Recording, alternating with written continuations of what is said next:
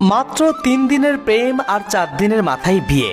বর্তমানে যেখানে 8-9 বছরের সম্পর্কগুলো বিচ্ছেদ হয়ে যায়, সেখানে শিশির ও তনুর এ ভালোবাসা নতুন ইতিহাস গড়ল। ছেলেটির নাম শিশির আর মেয়েটির নাম তনু।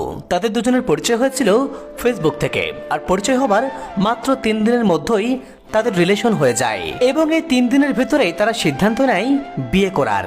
যেই কথা সেই কাজ। শিশির তনুকে পালিয়ে নিয়ে আসে তার বোনের বাসায় নারায়ণগঞ্জে। সেখানে তাদের বিবাহ সম্পূর্ণ হয়, অর্থাৎ 3 দিনের প্রেম আর 4 দিনের দিন তারা বিয়ে করে ফেলে।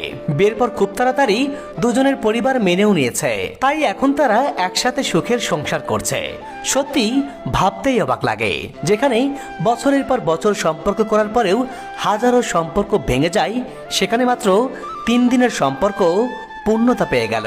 আসলেই প্রিয় মানুষটাকে আপন করে পাবার জন্য ভাগ্য লাগে।